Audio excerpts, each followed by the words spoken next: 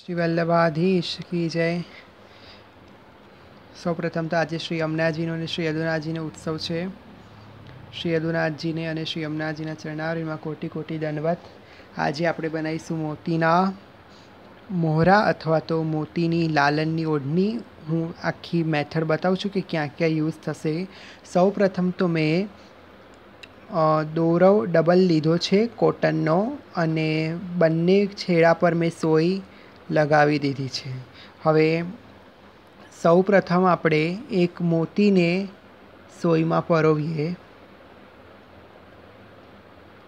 આ રીતે આપણે એક મોતી પરોવ્યો છે, બરાબર. હવે શું કરવાનું કે બંને સોયમાં બે બે મોતી લઈએ, આ રીતે.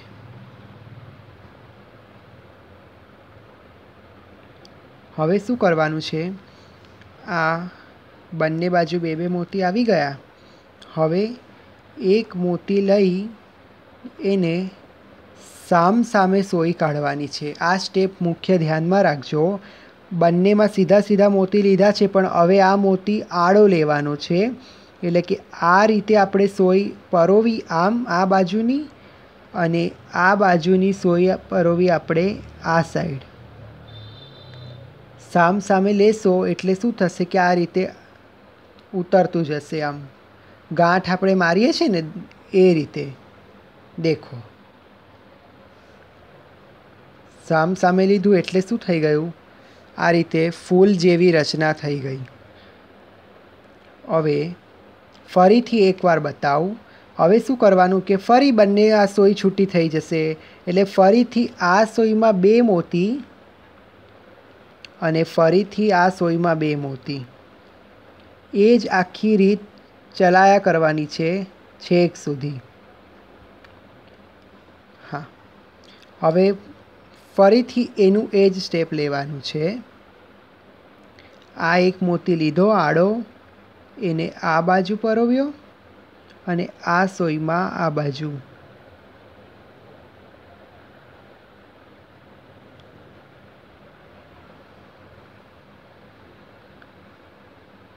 જુઓ, ફરી એની એ જ રચના બીજી થઈ. હવે આમાં એ ધ્યાન રાખવાનું કે જુઓ, હમણાં મેં અહીંયા આજુબાજુ બે બે મોતી લીધા છે. જો 3 મોતી લઈએ તો આ ગોળ વધારે મોટું થાય, 4 લઈએ તો એનાથી મોટું થાય, અને બંને બાજુ એક એક મોતી લઈએ ને તો એકદમ ઝીણું થાય. આમ વચ્ચે આમ જોવાય નહીં, આમ કાણું નહીં પડે, એકદમ ઝીણી રચના થશે. આમ બારીક, આમ જાણે મોતી મોતી જ લાગશે. એટલે અહીંયા મેં બે બે મોતી લીધા છે. તમારે ઝીણું રચના કરવી હોય તો એક લેવાનું, અને મોટું કરવું હોય તો 3, 4, 5 જેટલા આપને આમ મોટું ગોળ કરવું હોય એટલા લેવાના. એ રીતે છેક સુધી લઈ આવવાનું. તો કેવું કે આપને લંબાઈમાં કેટલે સુધી જોઈએ છે એ રીતે લાંબો પટ્ટો કરવાનો છે. ફરીથી એકવાર બતાવી દઉં કે અહીંયા બે મોતી લીધા આપણે, અને અહીંયા પણ બે મોતી. એકવાર જો આવડી જશે ને તો પછી ઘણું જ બધું આમાંથી બનશે. પંખા અને ઘણો ઉષ્ણકાલ છે, એટલે મોતીની સેવામાં તો ઘણો જ બધો વિનિયોગ થશે. પછી અલગ અલગ આઈડિયા, ભાવ બધું હૃદયમાં આવશે. એમ થઈ જશે બધું.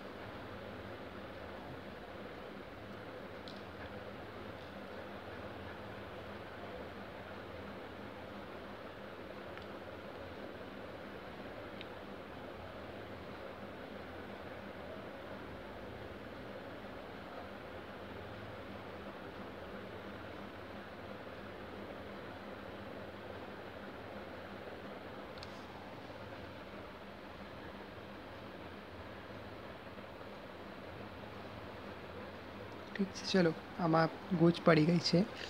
હવે અહીંયા મેં આ તૈયાર કરી રાખી છે। જે મેથડ મેં આગળ બતાવીને એ જ રીતે છેક સુધી મેં આટલે સુધી પરોવી છે।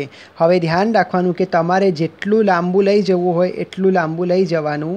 પછી શું કરવાનું કે ધારો કે આટલું તમારે જોઈએ છે, થઈ ગયું બરાબર। હવે શું કરો, સોયને તોડી લો અને આ જે બે છેડા છે અહીંયા ગાંઠ મારી દેવાની। હવે આપ કહેશો કે આ મોતીની ઉપર ગાંઠ આવશે। हाँ, आ मोतीनी ऊपर गांठ आवशे। एकदम बारीक ने झीणी आपणे गांठ मारी दईए।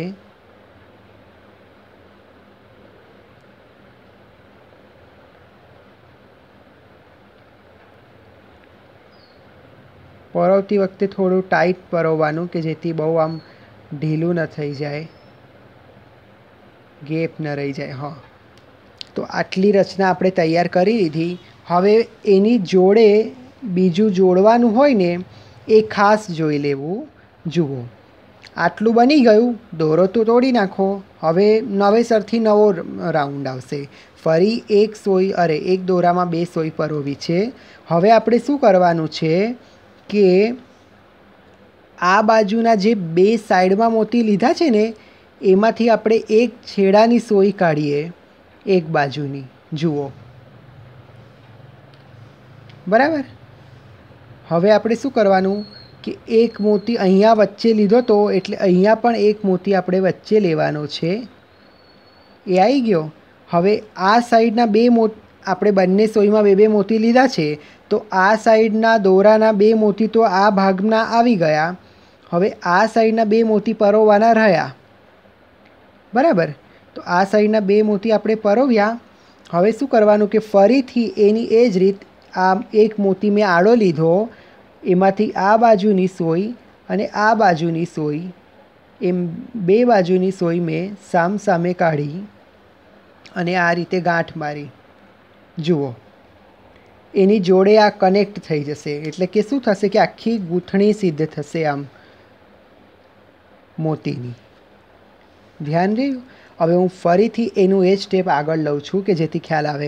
હવે શું કરવાનું કે આપણે પહેલાંમાં કેવી રીતે કરતા હતા કે બે મોતી આ બાજુ બે મોતી આ બાજુ, તો હવે એક જ સાઈડ પરોવવાના રહેશે કેમ કે આપણે આ બાજુના બે મોતીમાંથી આ સોય આપણે પાસ કરવાની છે, બેમાંથી જ હો, આગળ નહીં, બેમાંથી।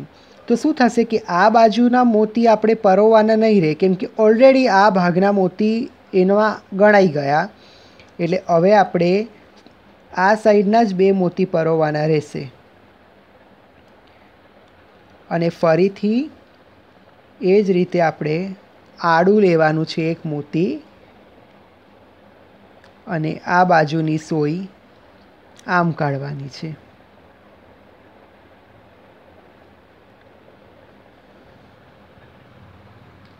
બરાબર। એટલે આ રીતે આગળ આગળ લઈ જવાનું। फरीथी बताऊं छूं कि आ बाजुनुं मोती छे ए आ साइड में ज गणाई जाए एटले अलगथी नहीं परोववाना, आमांथी सोय काढी लेवानी आपणे, तो ज बधा आखी जाळी जेवी रचना थशे ने। हवे आ बाजू बे मोती आपणे लईए अने आ एक आड़ो लईए